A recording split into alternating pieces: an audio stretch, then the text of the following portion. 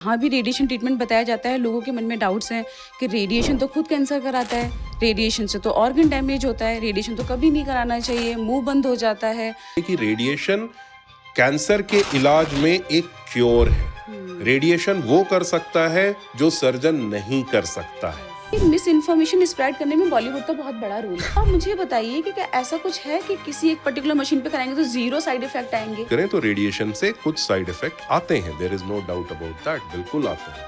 लेकिन आपको एक बात समझनी पड़ेगी, साइड इफेक्ट के बिना आप एक पैरासिटामोल से भी लिवर फेलियर होता है। और रेडिएशन के लेट साइड इफेक्ट ऐसे आते हैं कि वो जो ओवर द ईयर्स कम हो जाएंगे लेकिन खत्म नहीं होंगे। आई will differ a bit with you on this part. जो आप बात कर रहे हो फाइब्रोसिस डेफिनेटली आती है, बट अगर पेशेंट रेडिएशन के कारण कभी कभार हल्का सा फाइब्रोसिस का चांस होता है तो we have got multiple options for that. जहां पे सर्जरी हार जाती है वहां पे भी रेडिएशन क्योर कर सकता है। अच्छा, नेक्स्ट है मेरा, वो भी बहुत बड़ा मिथ है। लोगों को लगता है कि रेडिएशन ट्रीटमेंट लेने के बाद इनफर्टिलिटी हो जाती है। हाय एवरीवन, रेडिएशन को लेके इतनी ज़्यादा मिस इन्फॉर्मेशन है सोशल मीडिया पर या लोगों के दिमाग में कि मैं बता नहीं सकती। मोर देन 60% कैंसर्स में रेडिएशन का रोल आता है। लेकिन जहाँ भी रेडिएशन ट्रीटमेंट बताया जाता है, लोगों के मन में डाउट्स हैं कि रेडिएशन तो खुद कैंसर कराता है, रेडिएशन से तो ऑर्गन डैमेज होता है, रेडिएशन तो कभी नहीं कराना चाहिए, मुंह बंद हो जाता है। जिन लोगों को रेडिएशन लगता है उनके बच्चे नहीं होते, या उनके बच्चे होते हैं तो आगे फ्यूचर में जाके उनको कैंसर हो जाता है। तो ये इतनी ज़्यादा डरावनी भयानक मिथ हैं जो मुझे लगता है कि डीबंक होने चाहिए, क्योंकि कहीं ना कहीं कैंसर की ट्रीटमेंट में रेडिएशन का बहुत ही बड़ा इंटीग्रल रोल होता है। और आज इन्हीं सभी मिथ को डीबंक करने के लिए, एक्सप्लेनेशन देने के लिए कि क्या सच्चाई है इन मिथ के पीछे, आज मैंने बहुत ही सीनियर, बहुत ही फेमस, रिनाउंड डॉक्टर को बुलाया है, डॉक्टर मयंक मयूर, जो कि है मेदांता में कार्यरत, और आज आपको सारी इन्फॉर्मेशन बताएंगे। तो let's welcome doctor Mayank. Hi, thank you doctor Rekha for the very kind introduction आपने जो बताया। मैं डॉक्टर मयूर मयंक, मैं मेदांता में फ़िलहाल रेडिएशन में कंसल्टेंट हूँ। मैंने पहले अपनी पढ़ाई की थी क्रिश्चियन मेडिकल कॉलेज वेलोर से, उसके बाद मैंने राजीव गांधी कैंसर इंस्टीट्यूट में काम किया है, फोर्टिस पे काम किया है, अपोलो में काम किया है, मैंने फेलोशिप भी की है ऑस्ट्रेलिया में, और फिलहाल मैं काम कर रहा हूँ मेदांता में as a consultant in radiation oncology. और आज आपने जो कहा है ये एक एक्चुअली बहुत ही ज़रूरी चीज़ है, क्योंकि रेडिएशन के बारे में लोगों को बहुत ज़्यादा मिसकंसेप्शन है। लोगों को ये लगता है कि उनको ये लगता है कि अगर रेडिएशन करा लिया तो इससे बुरा कुछ नहीं हो सकता है। तो लोग कितनी बार ओपीडी में आते हैं, उनका ये कहना है कि हम लोग कुछ भी कराएंगे लेकिन हम लोग रेडिएशन नहीं कराएंगे। और ये एक ऐसी चीज़ है जिसको सुन के बहुत अजीब सा लगता है, क्योंकि रेडिएशन से अगर हम लोग बात करें तो रेडिएशन से कैंसर का इलाज होते होते ऑलमोस्ट 100 साल अब तक हो चुके हैं। एंड अगर हम लोग बात करें तो सर्जरी के बाद सबसे इफेक्टिव तरीका कैंसर को क्योर करने का रेडिएशन है। मैं ये नहीं बोल रहा हूँ कि कैंसर को रोकने का या कैंसर के पैलिएशन का, बेसिकली क्योर, कैंसर को ठीक करने का one of the best possible तरीका रेडिएशन है। लेकिन आज भी स्पेशली अगर हम लोग देखें भारत में, लोगों को बहुत ज़्यादा डाउट है रेडिएशन को लेके। लोगों को लगता है कि रेडिएशन एक ऐसी चीज़ है जिससे जितना दूर रहें उतना अच्छा है।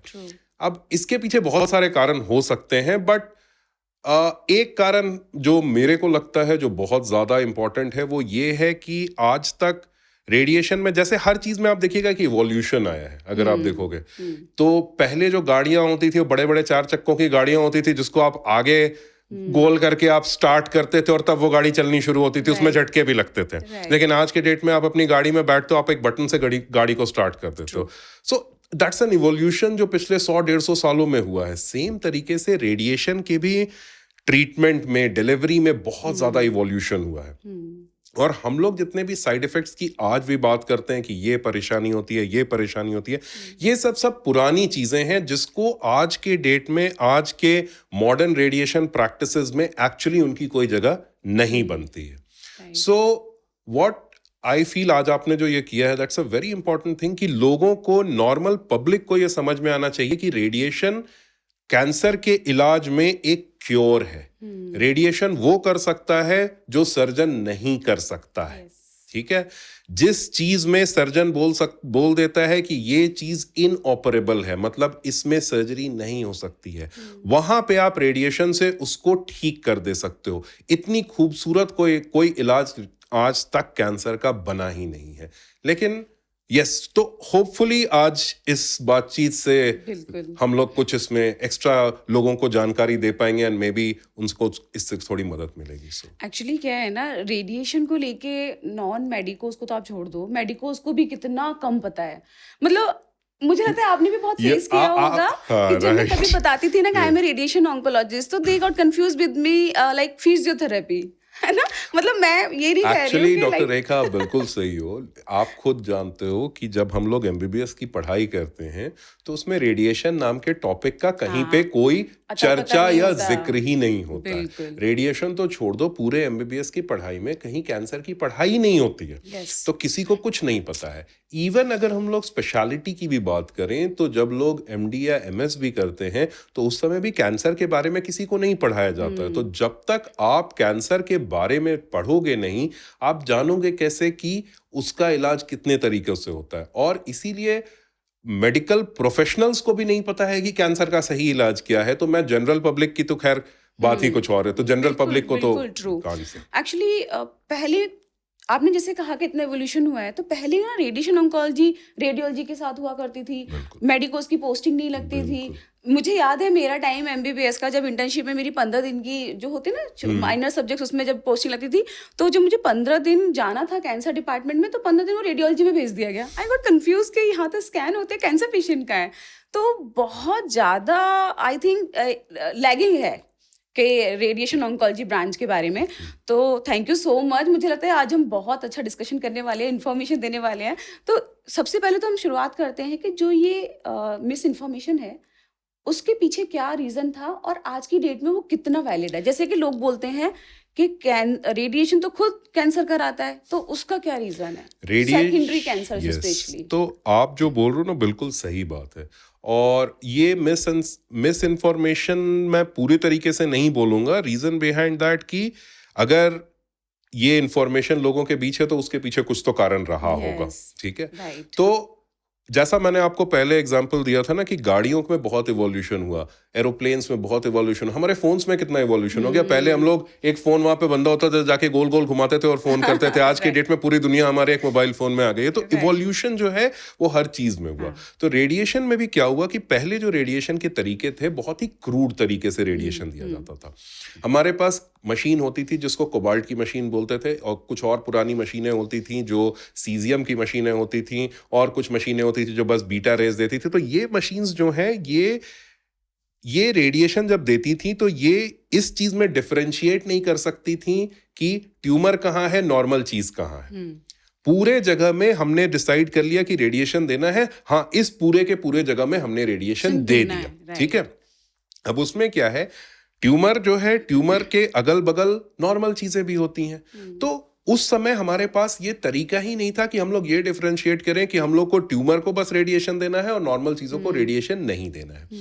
लेकिन आज के दिन में अगर आप देखोगे तो हमारी मशीन्स इतनी एडवांस्ड हो गई हैं कि वी कैन एक्चुअली डिसाइड कि हम लोगों को बस ट्यूमर को रेडिएशन देना है और बाकी पूरे के पूरे नॉर्मल एरिया को हम लोगों को बचा लेना है। और ये जो इवोल्यूशन आया है, ये इवोल्यूशन एक दो दिन में नहीं है, ये इवोल्यूशन पिछले 20-25 सालों में आया। और आज के डेट में आप कहीं पे भी बात करोगे तो रेडिएशन इतना प्रिसाइज तरीके से दिया जाता है। जैसे आप भी अपने सेंटर में कर रहे होगे, मैं अपने सेंटर में कर रहा हूं, हमारे यहाँ रेडिएशन इतने प्रिसाइज तरीके से दिया जाता है कि वो जो पुरानी धारणा है कि रेडिएशन से ये उड़ जाएगा, वो उड़ जाएगा, ये सारी चीजें बेसिकली खत्म हो गई हैं। जहां तक रही बात सेकंड कैंसर्स की, सेकंड कैंसर की जो बात है, ये फिर वही बात हो गई कि एक पुराना, कभी आपने एक चीज देखा और बोला कि हाँ, रेडिएशन देने के बाद 5 साल बाद, 10 साल बाद, 15 साल बाद कैंसर होने के चांस है। 5 साल बाद, 10 साल बाद, 15 साल बाद कैंसर होने के चांस किसी को भी कभी भी हो सकते हैं। ठीक है। एंड डॉक्टर, मैं यहाँ पे मैं एक पॉइंट अपनी तरफ से ऐड करना चाह रही थी। मुझे लगता है कि ये मिस इन्फॉर्मेशन स्प्रेड करने में बॉलीवुड का बहुत बड़ा रोल है। आपने देखा है वो कुछ इस तरह की सीरीज या मूवीज ऐसी दिखाते हैं कि रेडिएशन एक्सपोजर हुआ और उसके 5 साल बाद उसको कैंसर हो गया। उसके कारण बहुत बड़ा, बॉलीवुड बहुत बड़ा रीजन है कैंसर में मिस इन्फॉर्मेशन फैलाने में। उसमें क्या हुआ ना कि अगर आप देखोगे तो हमारे पास जो ये हुआ, क्या बोलता हूँ, जितने भी न्यूक्लियर अटैक्स हुए थे दुनिया में, चाहे, तो उसके बाद लोगों में कैंसर का इंसिडेंस बढ़ा, और विदाउट अंडरस्टैंडिंग कि उसका रेडिएशन डोज कितना था और नॉर्मल रेडिएशन डोज आप कितना देते हो, तो आपने क्या किया, आपने चीजों को सुपर क्या ये कर लिया, इंटरपोलेट कर लिया, ठीक है, कि हाँ नहीं वहां पे क्योंकि रेडिएशन का अटैक हुआ था, जैसे मान लीजिए आपको यूक्रेन में एक जगह रेडिएशन का प्रॉब्लम आया था, तो उसके कारण लोगों को आगे चल के सेकंड कैंसर आए। अब जहां तक रही बात, लोग बोलते हैं रेडिएशन से सेकंड कैंसर होता है। पहली बात है कि रेडिएशन से सेकंड कैंसर होने की प्रोबेबिलिटी 2 से 5% है, जो एक नॉर्मल इंसान को भी कैंसर होने की प्रोबेबिलिटी होती है। पहली बात ये। दूसरी बात हम लोगों को ये समझनी पड़ेगी कि हम लोग कोई भी इलाज करें, वो हम लोग रेडिएशन करें, ऑपरेशन करें, सर्जरी करें, या हम लोग कीमो करें, सबसे सेकंड कैंसर होने की प्रोबेबिलिटी उतनी ही होती है। ठीक है। कीमोथेरेपी की अगर आप बात कीजिएगा तो कीमोथेरेपी से भी लगभग 5 से 8% सेकंड कैंसर होने की प्रोबेबिलिटी होती है, लेकिन इस बारे में एक्चुअली अनफॉर्चुनेटली किसी ने ना आपको बताया होगा, ना कोई इसके बारे में बात करेगा। पेशेंट भी नहीं पूछते, पेशेंट ने आज तक सुना ही नहीं है, क्योंकि उसके लिए तो सबसे बड़ा एक ही हो गया कि रेडिएशन है तो दिक्कत आएगी, बाकी चीजों के बारे में नहीं सोचोगे। अभी आपको मैं बता रहा हूं, अभी लेटेस्ट एक पेपर पब्लिश हुआ था जिसने दिखाया कि इवन सर्जरी के बाद अगर आप पेशेंट को कुछ नहीं करो, then also there is a high incidence of second cancer का प्रोडक्शन। सो कैंसर का जो बनना है वो चीज रेडिएशन पर से के कारण नहीं होता है। कैंसर जो है, आप भी जैसे जान रहे हो, वो क्या है, हमारे शरीर के अंदर का एक परेशानी है, एक जगह सिग्नलिंग का प्रॉब्लम हो गया तो उसके कारण ये प्रॉब्लम आ गई, राइट। तो इसको हम लोग रेडिएशन पे ब्लेम करेंगे, ये एक्चुअली सही नहीं है। Yes. So basically sir Medanta में है, और मेदांता एक ऐसा सेंटर है जो लोगों के लिए सबसे ज़्यादा ट्रस्टेड होता है। तो सर को बुलाने का पर्पस मेरा था ही ये कि जितनी भी रेडिएशन से रिलेटेड मिस इन्फॉर्मेशन है वो आपको जेन्युइनली पता चले। तो सर अगला क्वेश्चन हम लेते हैं। लोगों का कहना है कि रेडिएशन से मुंह बंद हो जाता है, specially head and neck cancer patients में, तो वो तो कभी नहीं लेना चाहिए। पता है सर मैं क्यों बोल रही हूँ, क्योंकि मेरे यूट्यूब वीडियोज़ पे जितनी भी head and neck cancer radiation से रिलेटेड वीडियोस हैं, मैक्सिमम लोगों ने ये कमेंट डाला ही है कि लाइफ हेल हो जाती है रेडिएशन के बाद, कभी नहीं लेना चाहिए, मेरी जिंदगी तो नर्क हो गई है, मेरा मुंह नहीं खुल रहा है, ये हो गया वो हो गया। बट एक्चुअल क्या फैक्ट है उसके पीछे वो नहीं बात करते, उन्हें नहीं पता है। तो मैं इसमें आपका कॉल लेना चाहती हूँ। आपकी बात बिल्कुल सही है। ये जो मिस इन्फॉर्मेशन है या मिसकंसेप्शन है, ये आप बोल रहे हो, आप किसी भी सेंटर में बैठ जाओगे, ये प्रॉब्लम पेशेंट को है और वो आके आपसे ज़रूर बोलेंगे कि रेडिएशन लेने से मैंने सुना है इसको ये हुआ है, मैंने सुना है इसको ये हुआ है।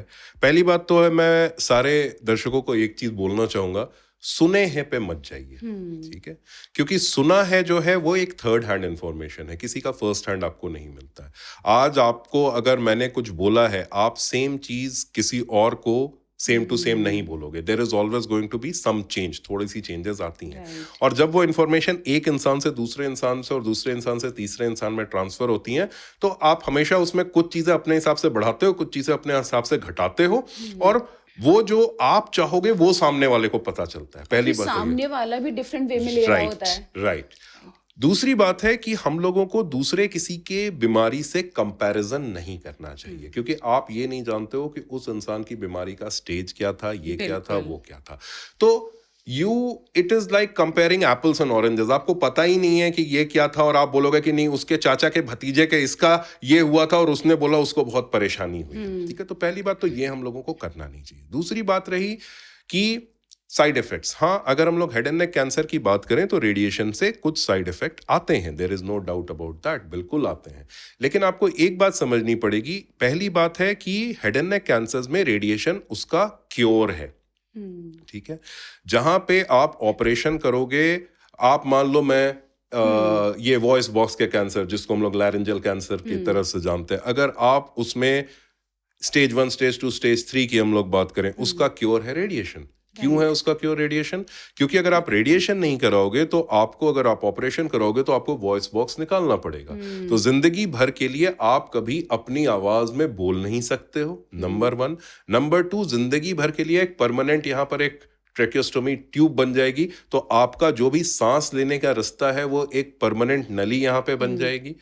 ये चीज कुछ लोगों को लगता है नहीं ठीक है, बट आप खुद सोचो कि आप जिंदगी भर कभी अपने मुंह से बोल नहीं सकते हो, सांस लेने के लिए आपके पास एक अलग ट्यूब लगा हुआ है, उसके जगह आपको 6 से 7 हफ्ते का रेडिएशन देंगे और आपको आपकी जिंदगी जो है वो बिल्कुल नॉर्मल तरीके से चलते रहेगी। अब ये कंपैरिजन जो है ये आप लोग समझ नहीं पा रहे हैं इस चीज को, उनको ये लग रहा है। जहां तक रही बात साइड इफेक्ट्स की, साइड इफेक्ट हाँ, मुंह में छाले आएंगे, ये आप भी जैसे अपने ओपीडी में बैठते होगे, हम लोग भी अपने ओपीडी में बैठते हैं, हम लोग बताते हैं हाँ तीसरे हफ्ते से आएंगे, वो रेडिएशन खत्म होने तक रहेंगे, रेडिएशन खत्म होने के 2 से 3 हफ्ते के अंदर चले भी जाएंगे। तो ये चीज आपको समझना पड़ेगा कि अगर मान लो रेडिएशन के साथ, जैसे मैडम आप बोल रहे हो ना, सबसे जरूरी चीज है रिहैबिलिटेशन, ठीक है। अब जैसे मैं अपने मरीजों को यही चीज बोलता हूं, जैसे मान लो किसी का पैर टूट गया, एक स्पोर्ट्स पर्सन आप देखते होगे, क्रिकेटर है, हैमस्ट्रिंग पुल हो गया या पैर टूट गया, और उसके बाद मान लो उसको सर्जरी हुई एंड उसको 6 हफ्ते का रेस्ट दिया गया। 6 हफ्ते के रेस्ट के बाद ऐसा थोड़ी है कि 6 हफ्ते प्लस 1 डे पे वो जाके दौड़ रहा है और वो फास्ट बॉलिंग कर रहा है या ये कर रहा है, नहीं, उसके बाद उसको 3 से 4 महीने का और टाइम लगता है to build up the strength, to come back to that level जो वो था।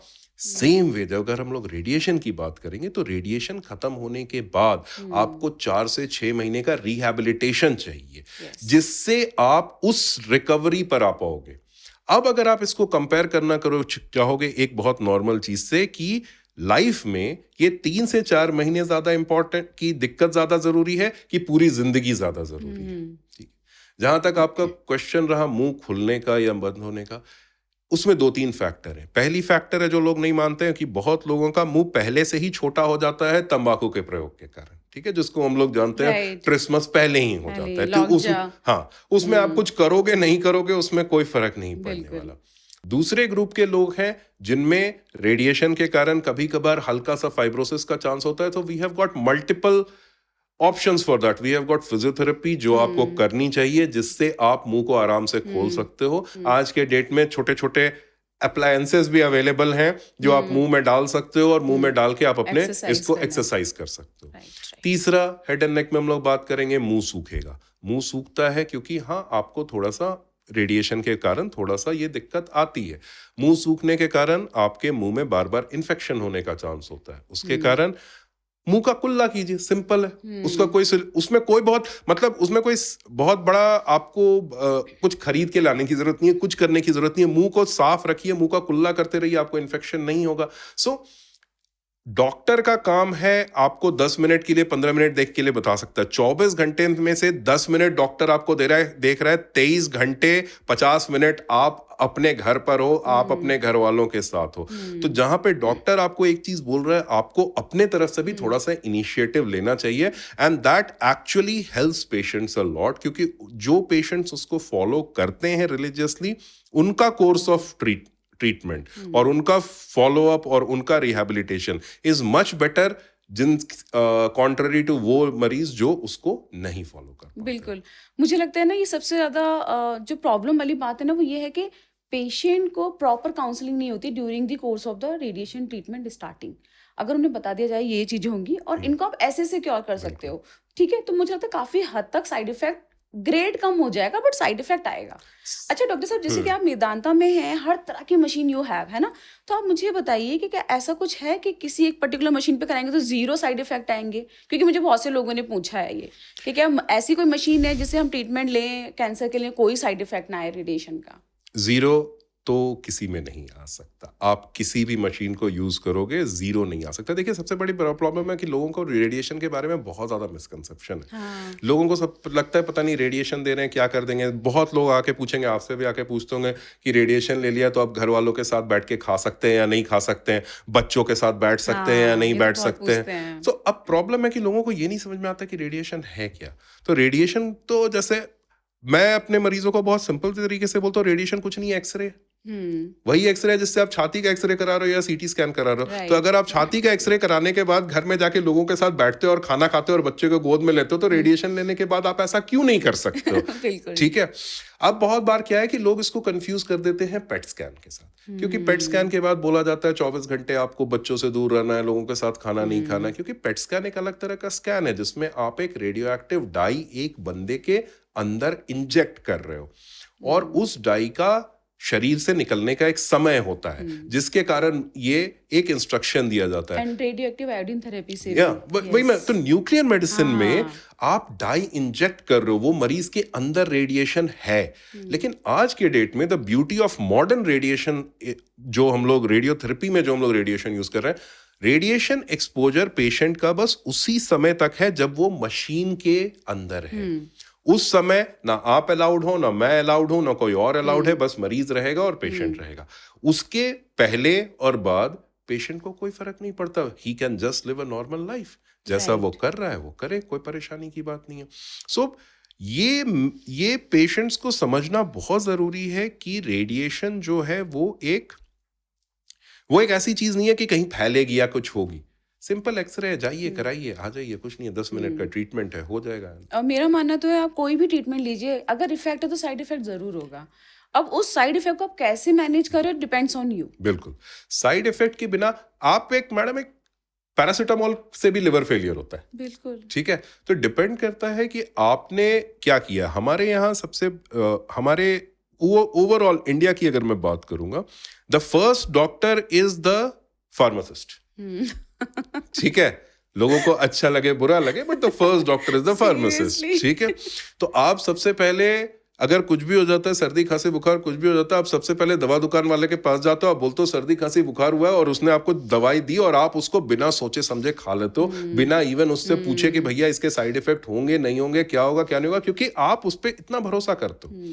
अब बात यह है कि दवाई देने को तो कोई भी दे सकता है, दवाई नहीं कब देना है ये उसको नहीं पता है।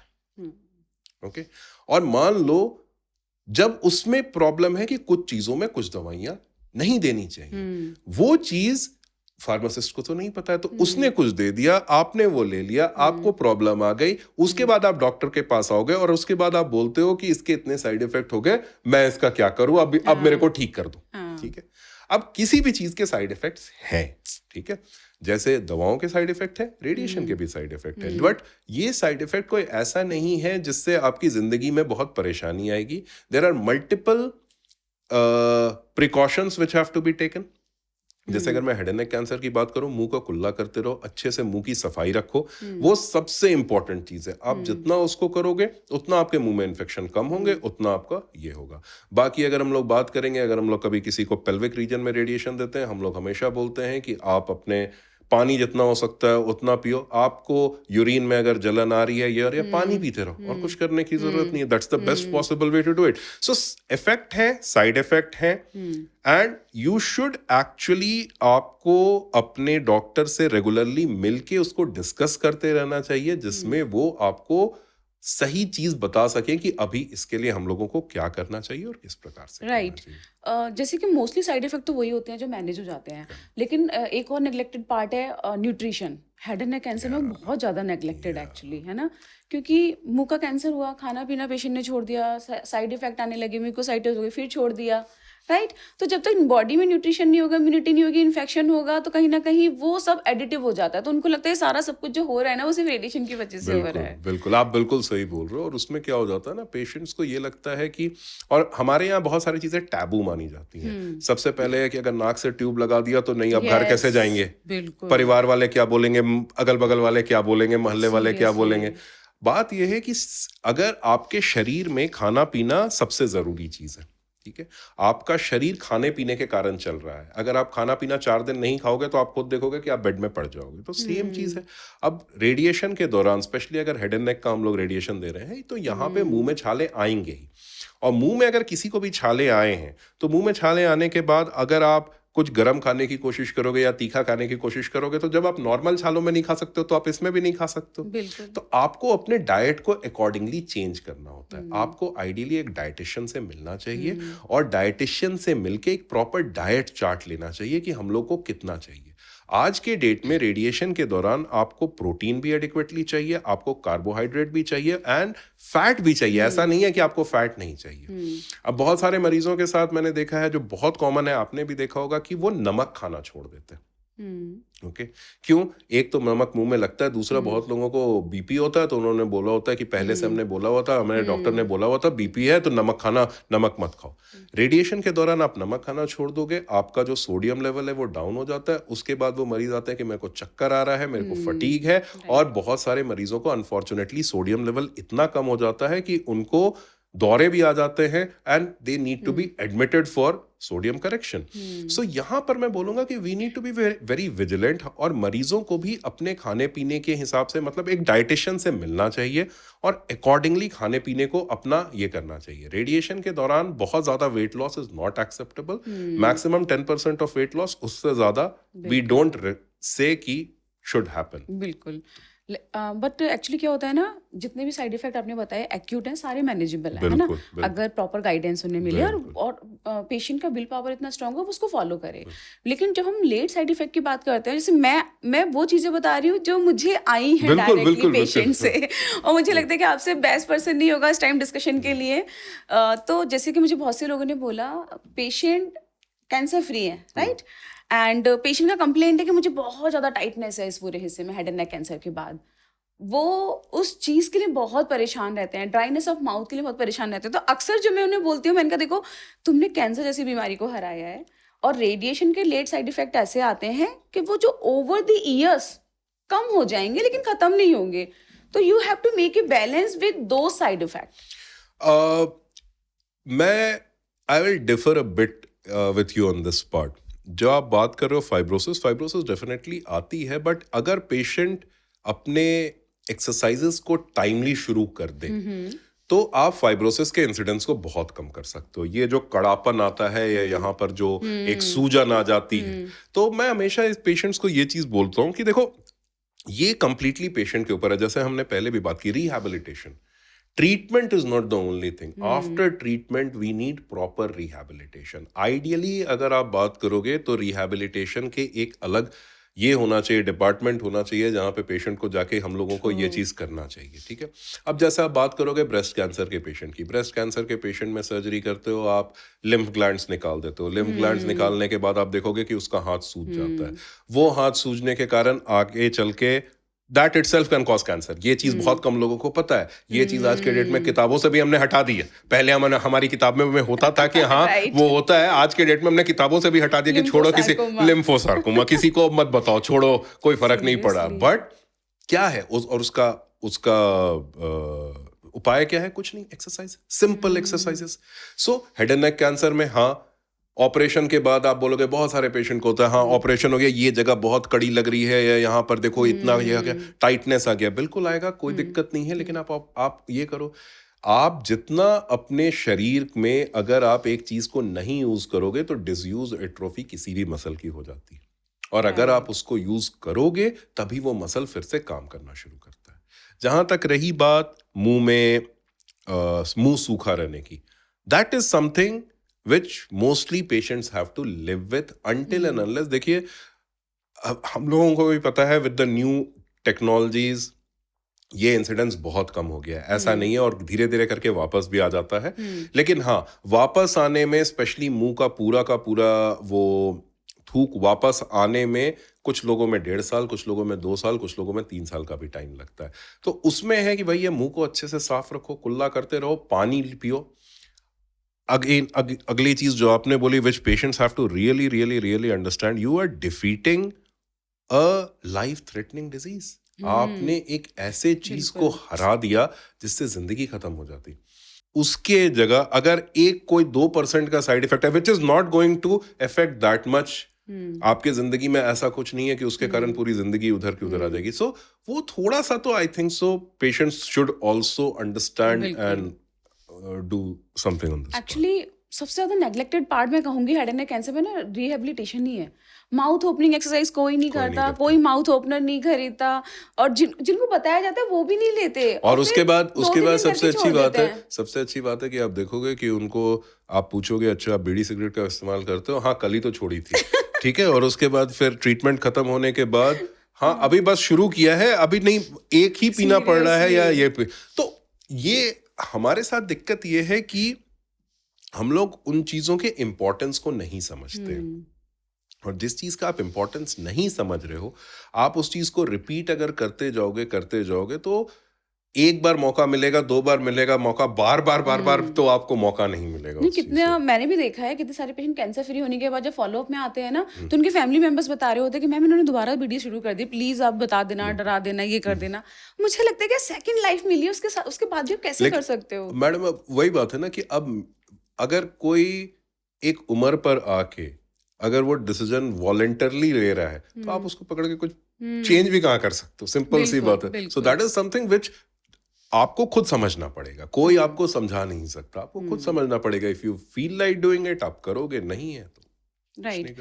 अच्छा, एक और साइड इफेक्ट के लिए डिस्कस करना चाहती थी, हेड एंड नेक कैंसर से related, hair loss specially in male, beard का और मुस्टैच का अक्सर वो लोग पूछते हैं, तो उसका क्या कुछ सोल्यूशन है आपकी नजरों में, या फिर क्या रहता है उसका? हेयर लॉस तो होगा, जितने दूर रेडिएशन देते हैं बाद में आ जाता है। आता है, कुछ आता है, समय लगता है पर आता है and it may not be that जो उतना ज्यादा हेवी ग्रोथ नहीं होगा, आता है बट हाँ समय लग जाता है। जैसे कि जितना मैंने देखा है पेशेंट्स में अपने, वो पैची हो जाता है, तो फ्यूचर में वो पैची ही रहता है। हाँ, थोड़ा बहुत ही हो जाता है। उसके लिए बहुत सारी चीजें आप कर सकते हो, जैसे once upon a time I had met a doctor who was a very this thing, he was an expert in a lot of things, a pretty senior doctor. और उसने क्या किया था, उसने बड़ा अच्छा किया हुआ था, उसने एक सलून के साथ अपना कोलैबोरेशन किया हुआ था। तो जिसको मान लो हेयर लॉस हो गया या ये हो गया, वो उसको सलून में भेजा था and accordingly they used to change the hair style और the beard style to so that yes patchy pattern के according. Yes, so that is something. देखिए बात है कि आपका एक्सेप्टेंस सबसे पहले जरूरी है। बिल्कुल, ये तो सच है। अगर आप हर चीज को लेके नेगेटिव होते रहोगे तो फिर डॉक्टर भी आपको किसी तरीके से हेल्प करने में नहीं हो पाता है। आज के डेट में अगर आप देखोगे, जैसे मैं आपको बात करूंगा, आप हेड एंड नेक में बोल रहे हो, हेड एंड नेक में हो क्या जाता है कि पेशेंट्स जो हैं वो मोस्टली इतना ज्यादा उनको साइड इफेक्ट आ जाता है रेडिएशन के दौरान, मुंह में छाले आ रहे हैं, ये आ रहे हैं, वो आ रहे हैं, कि वो इतना ज्यादा डिप्रेस हो जाते हैं कि वो कुछ किसी चीज के बारे में सोचते नहीं है। कॉन्ट्ररी टू दैट अगर आप देखोगे, एक और कैंसर जिसका इंसिडेंस बहुत ज्यादा है लेकिन आज के डेट में people are doing great in, that is breast cancer. ठीक है, और ब्रेस्ट कैंसर में आज के डेट में even after breast removal all the patients will be saying कि अगर आप almost 50 to 60% patients will be saying कि हाँ मेरे को इम्प्लांट के बारे में बता दो, right? They don't have a problem in talking about that, right? So it depends कि आपकी पॉजिटिविटी कितनी है। अगर मान लो आपको थोड़ा सा हेयर लॉस है, थोड़ा सा ये लॉस है, you can actually get your things adjusted according to that and धीरे धीरे करके जब वो नॉर्मल हो जाएगा then you can live a normal life. बिल्कुल, मुझे लगता है एक्सेप्टेंस, आपने बिल्कुल सही बात बोली है। जितना ज्यादा अच्छे तरीके से आप अपने आप को एक्सेप्ट करोगे, लोग भी आपको उतने ही प्यार से एक्सेप्ट करेंगे। अच्छा, नेक्स्ट है मेरा, वो भी बहुत बड़ा मिथ है, लोगों को लगता है कि रेडिएशन ट्रीटमेंट लेने के बाद इनफर्टिलिटी हो जाती है, या फिर बेबी नहीं होते हैं, और होते हैं तो कैंसर हो जाता है। तो मुझे लगता है कि वो ओवरऑल हर तरह के कैंसर ट्रीटमेंट से लिंक्ड नहीं है, स्पेशली जो जेनाइटो यूरिनरी मैलिग्नेंसीज हैं उससे लिंक था वो मिथ, राइट? और वो उन्होंने ओवरऑल एक मिथ बना दिया। रेडिएशन के बारे में सबसे बड़ी प्रॉब्लम क्या, जैसे आपसे हम लोग अभी थोड़ी देर पहले ही बात कर रहे थे ना कि पूरे मेडिकल प्रोफेशन में एमबीबीएस एमडी लेवल तक में रेडिएशन के बारे में कोई कुछ नहीं पढ़ता है। तो आपने देखा होगा कि आपने कभी एक पेशेंट को रेडिएशन दिया होगा यहाँ के लिए, और उसको पैर में छाले हो गए हैं और आपको इमरजेंसी से फोन आता है कि इस पेशेंट को रेडिएशन के कारण पैर में छाले हो गए, और आप सोच रहे होंगे कि भैया ये कैसे हो गया, ये तो नहीं हो सकता, ठीक है? And this is pan India, ये कोई यहाँ नहीं है कि एक जगह की जगह है, पूरे भारत में ये प्रॉब्लम है कि लोग ये नहीं समझते हैं कि radiation is a local treatment. जहां पे मैंने रेडिएशन दिया है उसी जगह पे उसका असर दिखेगा। वो असर पॉजिटिव दिख रहा है या नेगेटिव दिख रहा है, जो भी दिख रहा है, कैंसर खत्म हो रहा है या साइड इफेक्ट आ रहा है, जो भी दिख रहा है वो उसी जगह पे दिखेगा। अगर मैंने सर में रेडिएशन दिखाया है तो मेरे को पैर में नहीं हो सकता है, और अगर मैंने पैर में किसी को रेडिएशन दिया है तो मुंह के छाले रेडिएशन के कारण नहीं हो सकते हैं, क्योंकि रेडिएशन तो वहीं पे हम लोग दे रहे हैं। ये कीमो नहीं है। कीमो में क्या है, आप या तो इंजेक्शन दोगे या तो आप मुंह से टैबलेट दोगे, वो आपके ब्लड स्ट्रीम के थ्रू पूरे के पूरे शरीर में जाएगा। तो शरीर, और उसके पास कोई अपना दिमाग तो नहीं है ये जानने के लिए कि हाँ मेरे को यहां जाना है, यहां नहीं जाना है। तो it is going to go through and through, जहां पे भी उसको मिलेगा वहां पे वो इफेक्ट भी करेगा, साइड इफेक्ट भी करेगा। तो कीमो में side effects through out the body आता है, बट रेडिएशन के साइड इफेक्ट्स आर लोकल। तो इनफर्टिलिटी की अगर हम लोग बात करें तो कुछ जेनाइटो यूरिनरी कैंसर्स में अगर आप रेडिएशन देते हो तो infertility can happen, but again that is also one thing which we already explain। अगर वैसा केस होता है, अगर कोई उस एज ग्रुप का मेल या फीमेल को हम लोग रेडिएशन दे रहे हैं, we already explain that thing, number one। number two, चाहे वो मेल हो चाहे फीमेल हो, there are already procedures which are available जो आप आगे करके यूज कर सकते हो for having a child। अगर मेल है तो हम लोग स्पर्म प्रिजर्वेशन के बारे में बात कर लेते हैं, या अगर फीमेल है तो हम लोग उस साइड प्रिजर्वेशन के बारे में बात कर लेते हैं। So it all depends. अगर उस एज ग्रुप में कोई है हु वांट्स अ फैमिली, जिसकी फैमिली नहीं कंप्लीट है, then we will definitely talk about that. लेकिन ये नहीं है कि मैंने किसी को सर का रेडिएशन दे दिया, मुंह का रेडिएशन दे दिया तो उसके कारण वो इनफर्टिलिटी आ जाएगी। That is just a very big myth which people need to understand कि वो सही नहीं है बिल्कुल भी। राइट। मैं आपसे ना रेडिएशन ऑन्कोलॉजी की जो ब्यूटी है ना, मतलब radiation oncology as such overall branch, तो मैं चाहती हूँ आप थोड़ा सा उसके बारे में एक्सप्लेन करें, जैसे कि किस किस टाइप के कैंसर्स को क्योर किया जा सकता है विदाउट सर्जरी, और बहुत सारी चीजें ऐसी हैं। देखिए doctor Rekha, this is something ना this is very close to me, which is very very very close to my heart. क्योंकि जब मैं अपना पीजी कर रहा था ना, उस जमाने में हमारे हॉस्पिटल से एक बहुत सिंपल सा ये था कि कुछ लोगों को वो ये बोलते थे कि अगर we could sponsor you to get into medical oncology, and that was the thing which I was also asked कि अगर आप चाहो तो आप मेडिकल ऑन्कोलॉजी में दे दो। और मैंने अपनी हेड को उसी समय बोला, no ma'am, I am not interested. And her question was like why. तो मैंने बोला कि ma'am, here I can cure patients, ठीक है, there is no, chemo does not cure anything, radiation cures things. तो जहां तक आप बात करोगे ना, रेडिएशन से आप देखते हो, जैसे आप बात करोगे, अगर मैं एक लंग कैंसर की बात करूं, ठीक है, आज के डेट में अगर मैं एक अर्ली स्टेज लंग कैंसर की बात करूं, मैं थोड़ा सा यहाँ पे आपको बस ऐसे थोड़ा फनी वे के लिए रोक रही हूँ। आप तो लड़ते होगे वाइफ से, आपकी वाइफ तो मेडिकल ऑन्कोलॉजिस्ट है, कि देखो मैं क्योर करता हूँ, तुम नहीं करती हो। ये एक बहुत अच्छा चीज है। The best part is that don't discuss ever at home, ठीक है। पारिवारिक शांति बनाने के लिए कभी भी घर में इस चीज को डिस्कस करना ही नहीं चाहिए। लेकिन नहीं, आपको एक बात मैं बता रहा हूँ, the beauty of radiation oncology is that you can see the tumour shrinking by your own eyes, जो आप कहीं नहीं देख सकते हो। आप लंग कैंसर का ट्रीटमेंट कर रहे हो, आपको कुछ करने की जरूरत है। और मैं बहुत हाई फंडेड स्टफ नहीं बता रहा हूँ, मैं बहुत सिंपल चीज बता रहा हूँ। आपने एक बार एक्सरे किया, आपको नजर आ रहा है कि इतना दूर में शैडो है, हाँ ठीक है, इतना दूर में ट्यूमर है। मैंने 4 दिन रेडिएशन दिया, मैं फिर से एक्सरे करूंगा, मेरे को जब वो छोटा दिखता वो हो जाएगा, मेरे को समझ दिख रहा है ना कि वो छोटा हो रहा है। या अगर मैं एक हेड एंड नेक कैंसर के पेशेंट को करूंगा, मुंह खोलो, इतना बड़ा सा मेरे को एक दिख रहा है कि देयर इज अ ग्रोथ, ठीक है, जो हम लोग बोलते हैं cauliflower like ulcero proliferative growth XYZ।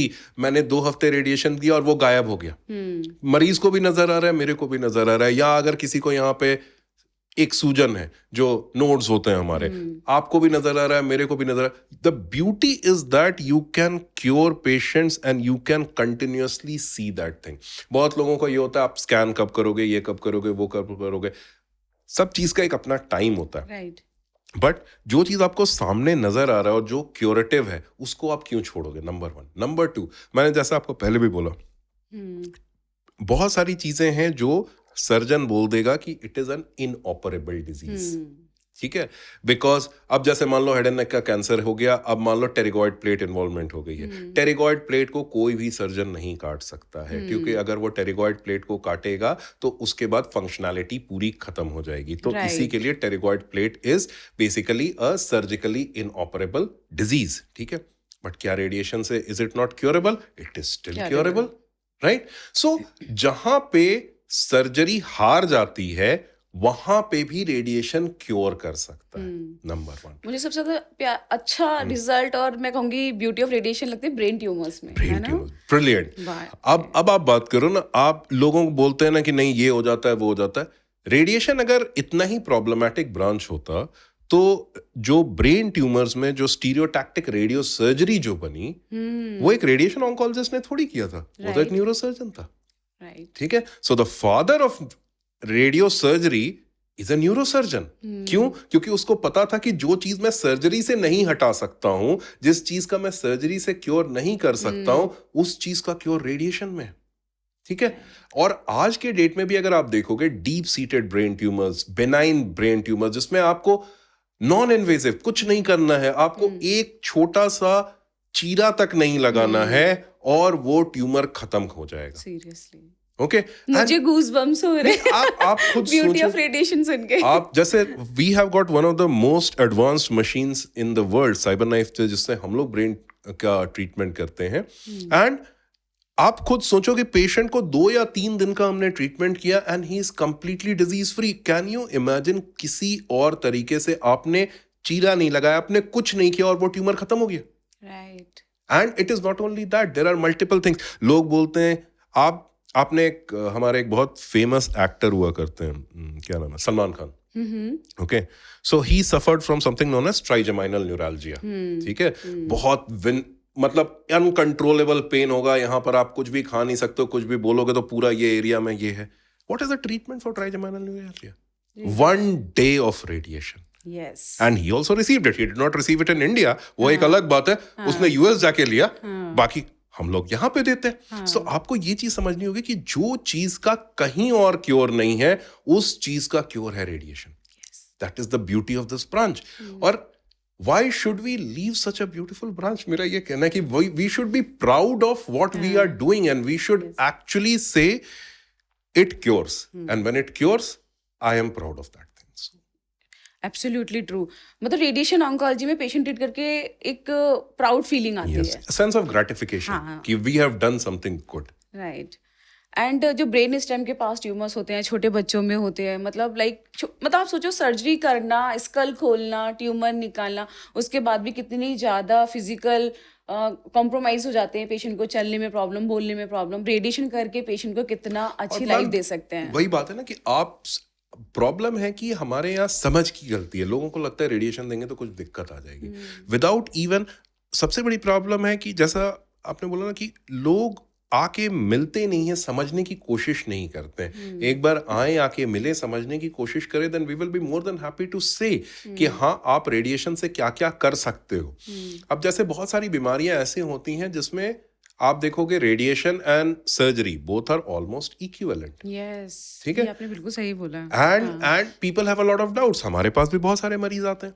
अब जैसे आप बात करोगे prostate cancer, early stage prostate cancer में आप बोलोगे आप रेडिएशन करो या आप सर्जरी करो, एक्चुअली अगर आप रिजल्ट देखोगे they are exactly the same.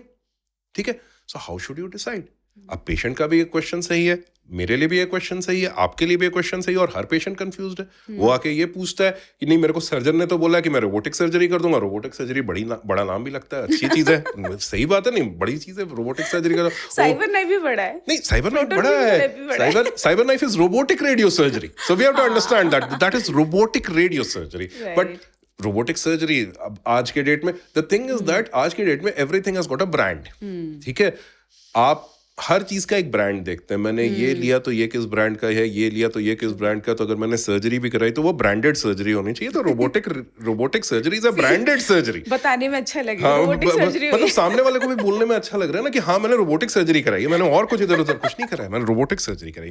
तो बात ये है कि आपको कब वो रोबोटिक सर्जरी करानी चाहिए और उस रोबोटिक सर्जरी के पॉजिटिव्स और नेगेटिव्स क्या है, ये आपको एक बार जरूर डिस्कस करना चाहिए with your urologist. And once you are doing that, आपको एक बार रेडिएशन वालों से भी मिलके बात करनी चाहिए कि अगर मैं उसके जगह इसको लूंगा, so what are the positives and negatives. और उसमें आप रियलाइज करोगे, देखो अगर आपको कोई ये बोलेगा कि robotic surgery is better than radiation in any way, तो ये तो बिल्कुल ही गलत बात है, क्योंकि देयर आर मल्टीपल स्टडीज, जो आप भी जान रहे हो, देयर मल्टीपल स्टडीज इन्होंने दिखा दिया कि survival is exactly the same, कोई डिफरेंस नहीं आ रहा है। तो डिफरेंस कहां पे आ रहा है? Side effects. अब हम लोगों को बात करनी पड़ेगी साइड इफेक्ट्स की कि रोबोटिक सर्जरी के क्या साइड इफेक्ट्स हैं और रेडिएशन के क्या साइड इफेक्ट्स हैं। ठीक है, रोबोटिक सर्जरी का सबसे बड़ा प्लस पॉइंट, एक दिन में सर्जरी हो जाएगी, पेशेंट हॉस्पिटल से बाहर, कोई दिक्कत परेशानी नहीं है। लेकिन अगर कुछ उसकी रिपोर्ट में उल्टा पुल्टा इधर उधर आया तो आगे चल के उसको रेडिएशन लेने के चांसेस बन सकते हैं, and that can be a problem. दूसरी बात है, रोबोटिक सर्जरी के बाद जो सबसे बड़ी जो प्रॉब्लम आती है वो है यूरिनरी इनकॉन्टिनेंस। तो मोस्टली लोगों को डायपर पहन के रहना पड़ता है। ठीक है. It is not easy for elderly males ये सोच के कि मेरे को लगातार डायपर पहन के रहना पड़ेगा. आप खुद सोच के देखो कि आपको लगातार अगर डायपर पहन के रहना पड़ेगा तो ठीक है. अब उसके जगह अगर मैं रेडिएशन के बारे में बात करूं, जिसको लोग बोलते हैं कि जला दिया, काट दिया, मार दिया, पता नहीं क्या कर दिया, हम लोग किसी को डायपर नहीं पहनाते. रेडिएशन के बाद आज तक किसी ने नहीं बोला होगा कि मेरे को डायपर पहनने की जरूरत पड़ती है. हाँ, there is a remotest possibility कि हो सकता है रेडिएशन के दौरान थोड़े से आपके बावल सिम्टम्स थोड़े से आ जा सकते हैं, लूज टूल्स आपको हो सकते हैं, and there is a 2 to 5% chance कि आगे चल के हो सकता है आपको रेक्टल ब्लीडिंग के चांसेस आए, जो भी with the advance technology is becoming negligible. जैसे हमारे पास ऑलमोस्ट 10 साल से ज्यादा का एक्सपीरियंस है साइबर नाइफ से प्रोस्टेट को ट्रीट करने का, और हमारे actually not even 2% patients have got the problem of rectal bleeding. So it all depends कि आप उसको समझने की कोशिश करते हो या नहीं करते हो. हर चीज के लिए if there are 2 options, you should actually discuss the 2 options and then come to a valid ये. ठीक है. जरूरी नहीं है कि जो ऑप्शन एक बंदे ने बोला या आपने डिसाइड किया वही सही ऑप्शन है. एक बार दूसरे से पूछ तो लो. अगर आप किसी चीज को खरीदने भी जाते हो, एक मोबाइल भी खरीदने जाते हो, तो आप एक बार कम से कम देखते तो ना. मान लो यही मोबाइल मैंने चुन लिया कि मेरे को यही मोबाइल खरीदना है, उसमें भी अगर 2 मॉडल है तो आप देखने तो जाओगे ना भैया, एक बार कंपेयर तो कर लो. ठीक है. तो when we are so selective in deciding a TV or a fridge or an AC, how are we not that selective in deciding our own lives? At least we should at least give it a thought कि हाँ कोई और option भी है या नहीं है. और आज के डेट में आई फील कि अगर किसी मरीज को इतना ये लगता है, तो there are multiple online platforms also जहां पर आप जा सकते हो, अपने केसेस को डिस्कस कर सकते हो. And it's not only India. India में टाटा ने अपना ये खोला हुआ है. साथ में अगर आप देखोगे इंडिया में MSKCC ने अपना एक सैटेलाइट सेंटर खोला हुआ है चेन्नई में, if I am not mistaken. And then there are multiple other areas. मतलब आप ऐसा तो नहीं है, आप चाहोगे तो आप MD एंडरसन चले जाओ, आप कहीं पे भी चले जाओ, आप अपना ये पूछ लो. But the thing is that you should discuss, weigh the pros and cons before deciding कि नहीं मेरे को बस यही करवाना है, या बस क्योंकि बस ये बोलना कि नहीं उसने ये बोल दिया तो मैंने ये करवा लिया है. आपकी जिंदगी है, एक बार सोच तो लो क्या करना चाहते हो. नहीं, ये पेशेंट के लिए सच में बहुत ज़्यादा कंफ्यूजिंग हो जाता है कि जब 2 जगह से 2 अलग अलग ओपिनियन मिलते हैं एंड दे गॉट कंफ्यूज. तो आई थिंक आपने बिल्कुल सही कहा कि ऐसी सिचुएशन में अगर कोई फंसता है तो take second opinion from some good centre. Yes, आपके पास देयर मल्टीपल सेंटर्स. देखो आप इंडिया में चाहो, आपके पास इंडिया में सेंटर्स है. आप आज के डेट में आपके पास ये भी एक्सेस होता है कि आप बाहर से भी ओपिनियन ले सकते हो. Take opinions and discuss this with your primary doctor.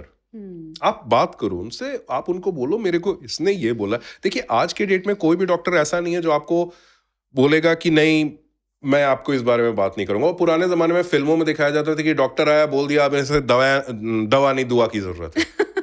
आज के आप थोड़ा लेट लाए.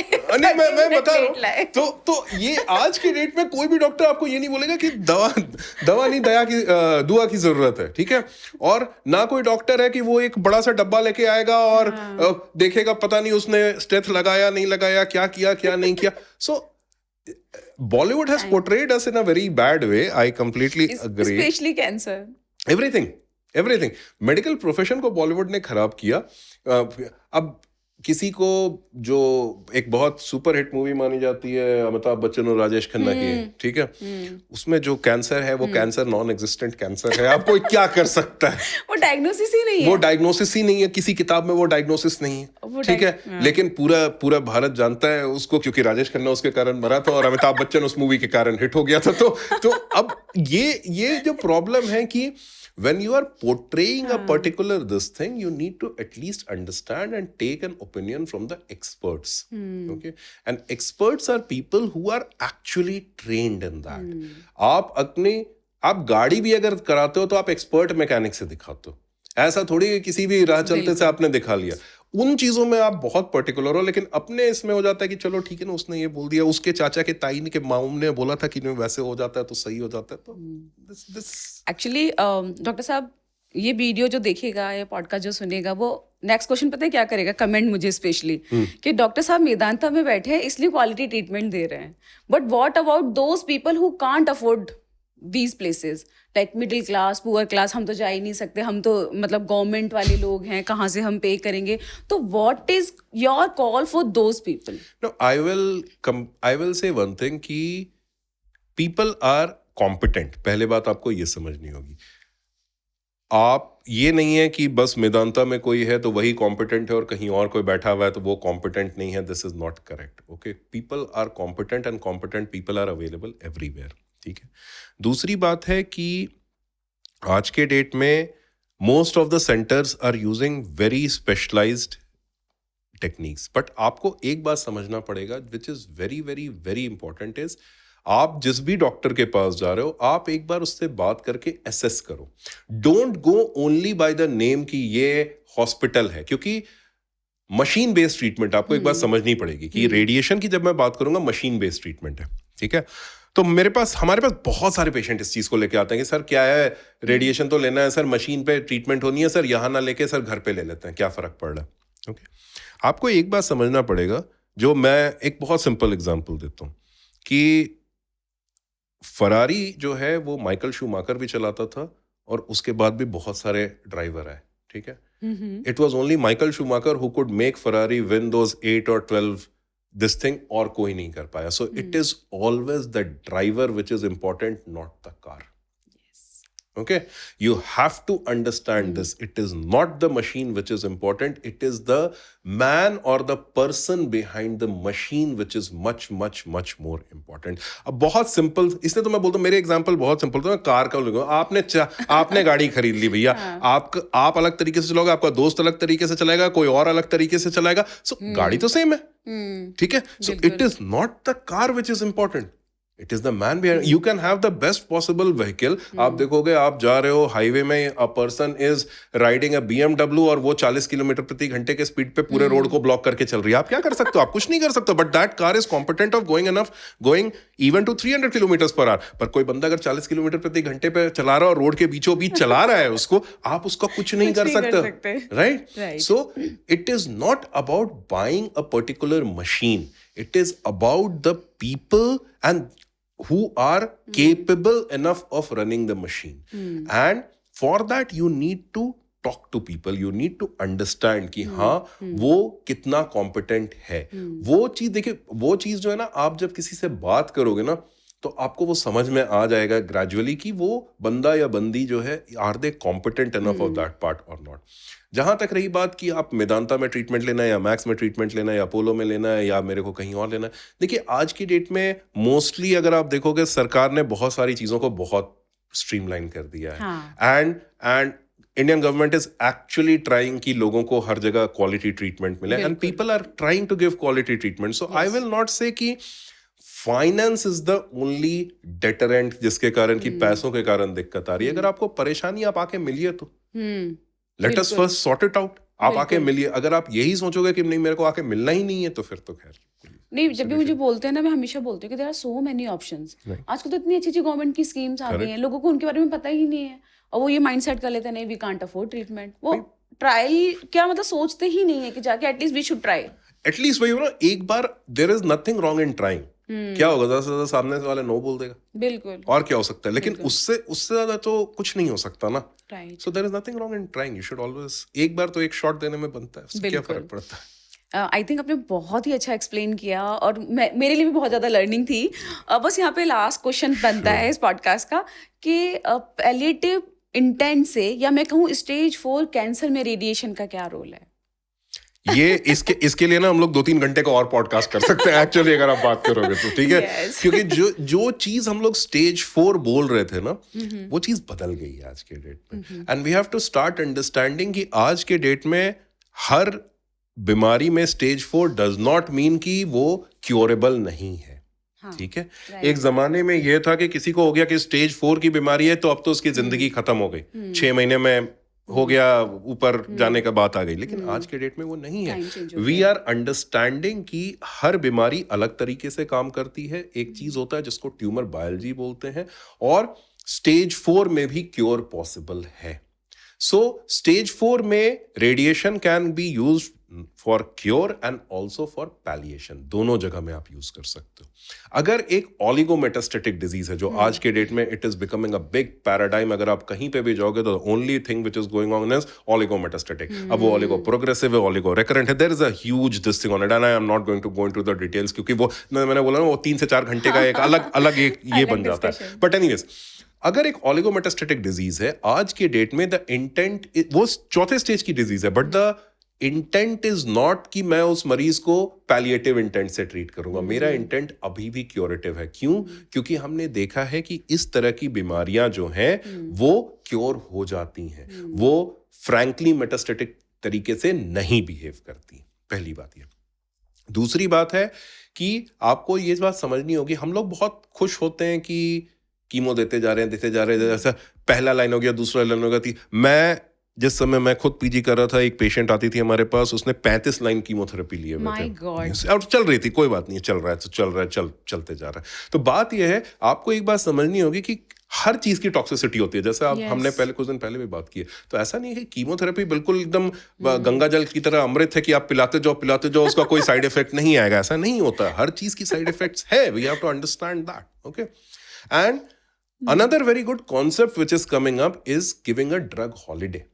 ठीक है, तो अगर आप, बहुत सारे मरीज ऐसे होते हैं जिनको कीमो दिया और कीमो देने के बाद अगर मेरे को 1 या 2 जगह बीमारी दिख रही है, we will just give radiation to that part and we will just keep the patient systemic therapy free, right? Okay, अगर मैंने 6 महीने में किसी को कीमोथेरेपी से फ्री कर दिया तो वो क्वालिटी ऑफ लाइफ आ गई, plus you have got 1 more line remaining, तो वो आगे चल के आप यूज कर सकते हो। आपको ये बात समझनी पड़ेगी। तो the paradigm is so diverse और जितना ज्यादा एडवांसमेंट है उसमें कि आप ये नहीं कर सकते।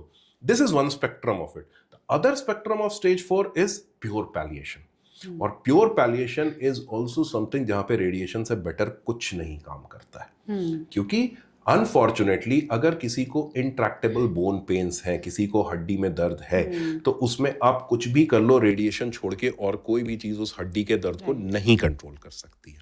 अगर किसी को मल्टीपल ब्रेन मेटास्टेसिस है, ब्रेन में बहुत ज्यादा बीमारी आ चुकी है, आप कुछ भी कर लो दुनिया में रेडिएशन छोड़ के, और कुछ उसमें काम नहीं करेगा। अगर किसी को अनकंट्रोल्ड ब्लीडिंग हो रही है किसी भी एरिया से, उसमें भी आप कुछ भी कर लो रेडिएशन छोड़ के, और कुछ काम नहीं करेगा। So radiation basically is an integral part of cancer management. आप पहले स्टेज से लेके चौथे स्टेज तक हर जगह रेडिएशन का रोल होता है।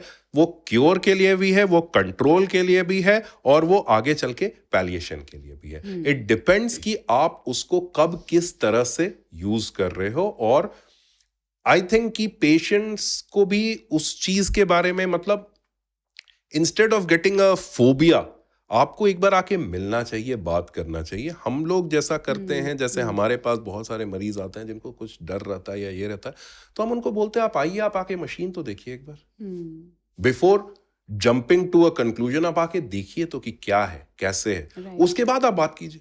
ठीक है, रादर देन जस्ट ये बोलना कि नहीं रेडिएशन से तो ये हो जाता है, वो हो जाता है। आप एक बार खुद एक्सपीरियंस करके देखिए कि क्या हो रहा है।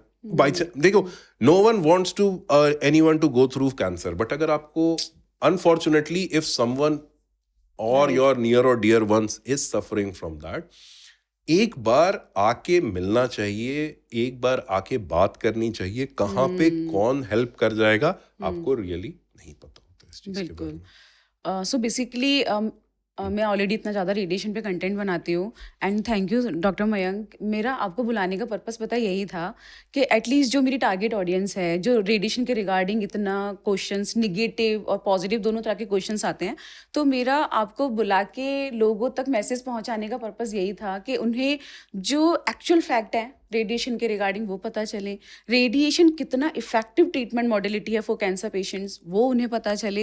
And thank you once again कि आपने मेरा ये इनविटेशन एक्सेप्ट किया और आपने अपना टाइम दिया। Thank you, thanks a lot for calling me, और it was actually a pleasure talking to you. और आई फील कि मरीजों को भी इससे काफी प्लस पॉइंट मिलना चाहिए। आज तक मैंने देखा है आपके videos have been very informative, and I think लोगों को इस चीज को लेके पॉजिटिव फ्रेम ऑफ माइंड से आगे चल के करना चाहिए। Thanks a lot for calling. Actually एक रीजन और भी था आपको इनवाइट करने का। Recently I got one short in fact video, उसमें एक बंदा है सो कॉल्ड इन्फ्लुएंसर, उसने क्लियर कट वर्ड यूज किया था कि सर्जरी नहीं करानी चाहिए, कीमो नहीं करानी चाहिए, रेडिएशन नहीं कराना चाहिए, ये सब कैंसर कराता है।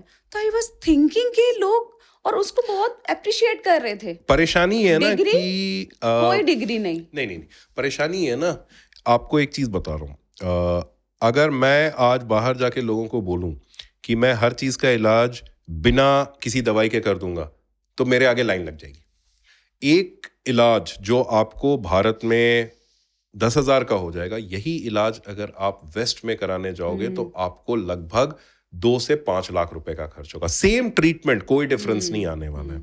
आप यहाँ एक सीटी स्कैन या एमआरआई अभी जाके आप बुक करा लोगे। आप चले जाओ, कभी आप अमेरिका जाओ या यूरोप जाओ या आप ऑस्ट्रेलिया जाओ, आपको 3 महीने बाद का वेटिंग मिलेगा। ठीक है, वी डोंट एक्चुअली अप्रिशिएट कि हम लोगों को क्या मिल रहा है। So what we feel is कि और जिस चीज को आप अप्रिशिएट नहीं करते हो उसको आप फॉर ग्रांटेड ले लेते हो। ओके, और यहां पर ये हो जाता है कि विदा हर चीज में जो भी चीज ये बोला जाए कि इसके अगेंस्ट बोल दोगे, उसको सारे लोग बहुत सपोर्ट कर देते हैं विदाउट इवन अंडरस्टैंडिंग कि किसी बंदे ने अपने जिंदगी के 10 से 15 साल उस चीज को पढ़ के समझने में लगाए। यस, ठीक है, कहने के लिए हमारे यहाँ जिस दिन बजट आता है सारे लोग इकोनॉमिस्ट बन जाते हैं।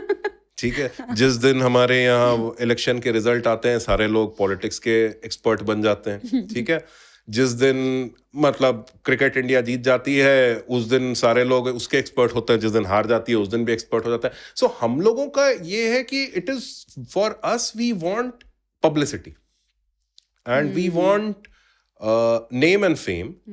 I completely agree and everyone should go for that, but after actually understanding कि आप क्या बोल रहे हो। हमारे यहाँ IT laws prohibit नहीं करते हैं किसी भी तरह के misinformation को, which I think so a lot of thing is going on right now कि government of India should actually intervene into this thing कि अगर आप misinformation spread कर रहे हो, there should be strict IT laws to actually prohibit that thing. And the credentials of a person should be checked when one person is posting online something. क्योंकि बात यह है कि ऑनलाइन तो मैं भी जाके कुछ भी बोल दूं। How is my thing? Is it a creditable thing or is it a non-creditable thing? ठीक है, और ये चीज मरीजों को तब समझनी होगी कि अब आप मतलब अंत में अभी हम लोग सब कुछ भूल गए। 5 साल पहले कोविड था। ठीक है, 2020 was the time when that was peak Covid. उस समय डॉक्टर भगवान था, आज के डेट में डॉक्टर फिर से शैतान बन गया। तो क्या कर सकते। चलो ठीक है, हमारा अपना काम है लोगों को अच्छे सही इन्फॉर्मेशन देना। मतलब मुझे लगता है बीइंग ए डॉक्टर ही हमारी ड्यूटी बनती है विदाउट एनी मतलब बीइंग जजमेंटल कि हम नहीं, for us every patient is still the same. Yes. And for us, every patient deserves the best possible treatment. पर जब मैं अपने YouTube पे लाइव करती हूँ या फिर कुछ इन्फॉर्मेशन डालती हूँ, बहुत से लोग निगेटिव बोलते हैं, लाइव में आके भी निगेटिव बोलते हैं, but it's my duty to give them correct information and I think it's their mindset कि वो उस चीज को कैसे ले रहे हैं और वो कितना कंप्लीटली एग्री क्योंकि आप देखो आप या मैं यहाँ पे किसी को चेंज करने के लिए नहीं बैठे हैं। ठीक है, हमारा काम है लोगों तक सही जानकारी पहुंचाना। बाकी आप उसको पॉजिटिवली लोगे या नेगेटिवली लोगे वो आपके ऊपर डिपेंड कर रहा है। उसको कोई जबरदस्ती तो आपको बोल नहीं रहा है कि आप उसको पॉजिटिव लो या आप उसको नेगेटिव लो। लेकिन ये भी सच है, जो सफर कर रहा होता है या फिर जो इस चीज को फेस कर रहा होता है, दे अप्रिशिएट अ लॉट। तो आई थिंक ये नीड ऑफ द पेशेंट है, पर्सन है कि वो इस चीज को कैसे लेते हैं। I completely agree. No, and that's why I told you ना कि whatever you have been doing उससे काफी लोगों को काफी मदद मिली। So negatives तो हर चीज में आते हैं। नेगेटिव्स तो ऐसा कोई एक बंदा नहीं है जिसके बारे में लोगों ने बस पॉजिटिव बोले होंगे, ऐसा तो हो ही नहीं सकता। ठीक है, सो नेगेटिव्स तो सबके आते हैं। ठीक है, और मेन चीज है कि आप जो काम कर रहे हो आपकी सोच सही होनी चाहिए, आपका इंटेंट सही होना चाहिए and people who actually are benefiting, they are more important rather than people who are just trying to spread some negativity in it. Yes. Those are irrelevant. Right. So, thank you once again, Dr. Mayank. And truly, I appreciate कि you came here, you traveled a lot, and सारे लोगों के जो भी myth थे आपने debunk किए, and thank you so much once again. Thanks a lot. Okay.